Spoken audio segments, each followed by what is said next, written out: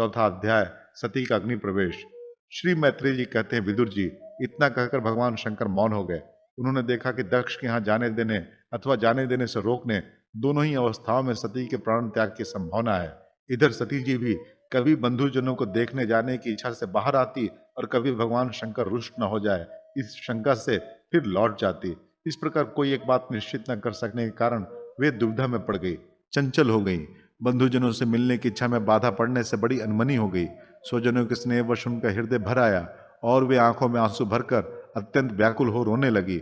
उनका शरीर थर थर कांपने लगा और वे अप्रतिम पुरुष भगवान शंकर की ओर इस प्रकार रोषपूर्ण दृष्टि से देखने लगी मानो उन्हें भस्म कर देंगे। शोक और क्रोध ने उनके चित्त को बिल्कुल बेचैन कर दिया तथा स्त्री स्वभाव के कारण उनकी बुद्धि मूढ़ हो गई। जिन्होंने प्रीतिवश उन्हें अपना आधा अंग तक दिया था, उन सत्पुरुषों के प्रिय भगवान शंकर को भी छोड़कर वे लंबी लंबी सांसें लेते हुए अपने माता पिता के घर चल दी। सती को बड़ी फुर्ती से अकेले जाते देख श्री महादेव जी के मणिमान एवं मद आदि हजारों सेवक भगवान के वाहन वृषभराज को आगे कर तथा और भी अनेकों पार्षद और यक्षों को साथ ले बड़ी तेजी से निर्भयता पूर्वक उनके पीछे हो लिए।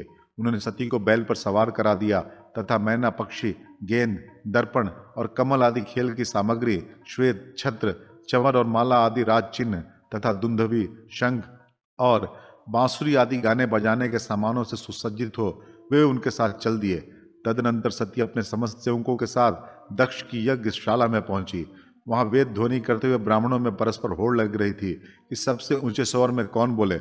सब और ब्रह्मर्षि और देवता विराजमान थे तथा जहां तहां मिट्टी, काठ, लोहे, सोने, डाब और चर्म के पात्र रखे हुए थे। वहां पहुंचने पर पिता के द्वारा सती की अवहेलना हुई। ये देख यज्ञकर्ता दक्ष के भय से सती की माता और बहनों के सिवा किसी भी मनुष्य ने उनका कुछ भी आदर सत्कार नहीं किया। अवश्य उनकी माता और बहनें बहुत प्रसन्न हुई और प्रेम से गदगद होकर उन्होंने सती जी को आदरपूर्वक गले लगाया। किंतु सती जी ने पिता से अपमानित होने के कारण बहनों के कुशल प्रश्न सहित प्रेम पूर्ण वार्तालाप तथा माता और मौसियों के सम्मान पूर्वक दिए हुए उपहार और सुंदर आसन आदि को स्वीकार नहीं किया। सर्वलोकेश्वरी देवी सती का यज्ञ मंडप में तो अनादर हुआ ही था, उन्होंने यह भी देखा कि उस यज्ञ में भगवान शंकर के लिए कोई भाग नहीं दिया गया और पिता दक्ष उनका बड़ा अपमान कर रहा है। इससे उन्हें बड़ा क्रोध हुआ। ऐसा जान पड़ता था मानो वे अपने रोष से संपूर्ण लोगों को भस्म कर देंगी। दक्ष को कर्म मार्ग के अभ्यास से बहुत घमंड हो गया था। उसे शिव जी से द्वेष करते देख जब सती के साथ आए हुए भूत उसे मारने को तैयार हुए तो देवी सती ने उन्हें अपने तेज से रोक दिया और सब लोगों को सुनाकर पिता की निंदा करते हुए क्रोध से लड़खड़ाती हुई वाणी में कहा। देवी सती ने कहा, पिताजी, भगवान शंकर से बड़ा तो संसार में कोई भी नहीं है। वे तो सभी देहधारियों के प्रिय आत्मा है। उनका ना कोई प्रिय है ना अप्रिय, अतएव उसका किसी भी प्राणी से वैर नहीं है। वे तो सबके कारण एवं सर्वरूप हैं। आपके सिवा और ऐसा कौन है जो उनका विरोध करेगा? द्विजवर, आप जैसे लोग दूसरों के गुण में भी दोष ही देखते हैं, किंतु कोई साधु पुरुष ऐसा नहीं करते। जो लोग दोष देखने के बाद तो अलग रही, दूसरों को थोड़े से गुण को भी बड़े रूप में देखना चाहते हैं, वे सबसे श्रेष्ठ हैं। खेद है कि आपने ऐसे महापुरुषों पर भी दोषारोपण ही किया। जो दुष्ट मनुष्य इस शव रूप जड़ शरीर को ही आत्मा मानते हैं, वे यदि ईर्ष्यावश सर्वदा ही महापुरुषों की निंदा करें तो ये कोई आश्चर्य की बात नहीं है, क्योंकि महापुरुष तो उनकी इस चेष्टा पर कोई ध्यान नहीं देते, परंतु उनके चरणों की धूलि उनके इस अपराध को सहन नहीं कर उनका तेज नष्ट कर देती है। अतः महापुरुषों की निंदा जैसा जघन्य कार्य उन दुष्ट पुरुषों को ही शोभा देता है, जिनका शिव ये 2 अक्षरों का नाम प्रसंगवश एक बार भी मुख से निकल जाने पर मनुष्य के समस्त पापों को तत्काल नष्ट कर देता है और जिनकी आज्ञा का कोई भी उल्लंघन नहीं कर सकता। अहो, उन्हीं पवित्र कीर्ति मंगल में भगवान शंकर से आप द्वेष करते हैं। अवश्य आप अमंगल रूप है। अरे, महापुरुषों के मन मधुकर ब्रह्मानंद में रस का पान करने की इच्छा से जिनके चरण कमलों का निरंतर सेवन किया करते हैं और जिनके चरणारविंद सकाम पुरुषों को उनके अभिष्ट भोग भी देते हैं, उन विश्व बंधु भगवान शिव से आप वैर करते हैं। वे केवल नाम मात्र के शिव हैं। उनका वेश अशिव रूप, अमंगल रूप है। इस बात को आपके सिवा दूसरे कोई देवता संभवतः नहीं जानते, क्योंकि जो भगवान शिव शमशान भूमिस्थ नरमुंडों की माला, चिता की भस्म और हड्डियां पहने, जटा बिखेरे भूत पिशाचों के साथ शमशान में निवास करते हैं, उन्हीं के चरणों पर से गिरे हुए निर्माल्य को ब्रह्मा आदि देवता अपने सिर पर धारण करते हैं। यदि निरंकुश लोग धर्म मर्यादा की रक्षा करने वाले अपने पूजनीय स्वामी की निंदा करें तो अपने में उस दंड देने की शक्ति न होने पर कान बंद करके वहां से चला जाए, और यदि शक्ति हो तो बलपूर्वक पकड़कर उस बकवाद करने वाली अमंगल रूप दुष्ट जीवा को काट डाले।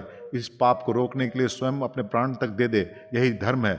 आप भगवान नीलकंठ की निंदा करने वाले हैं, इसलिए आपसे उत्पन्न हुई इस शरीर को अब मैं नहीं रख सकती।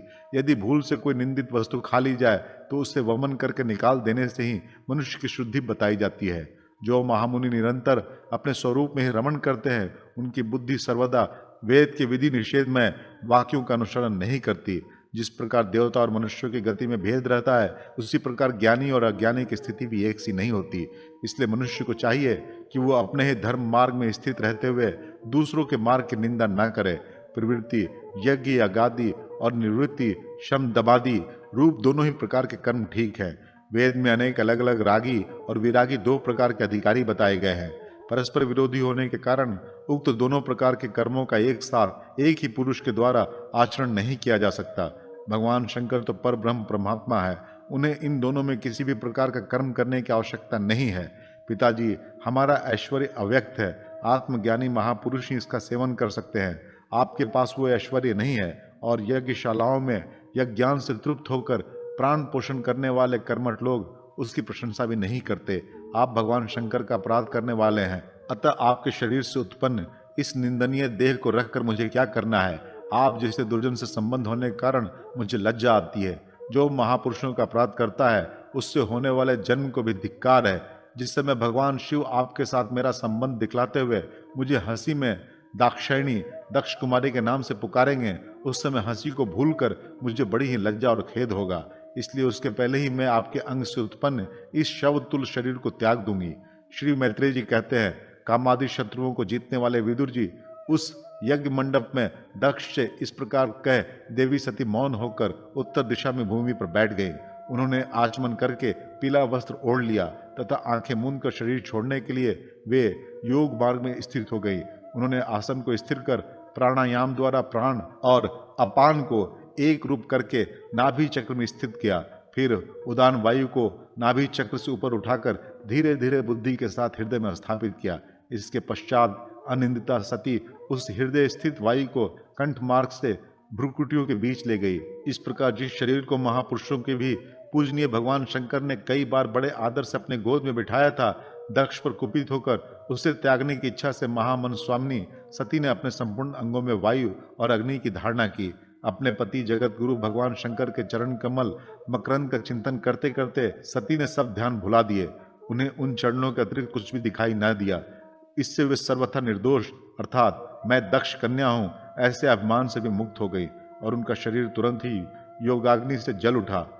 उस समय वहां आए हुए देवता आदि ने जब सती का देह त्याग रूप यह महान आश्चर्यमय चरित्र देखा, तब वे सभी हाहाकार करने लगे और भयंकर कोलाहल आकाश में एवं पृथ्वी तल पर सभी जगह फैल गया।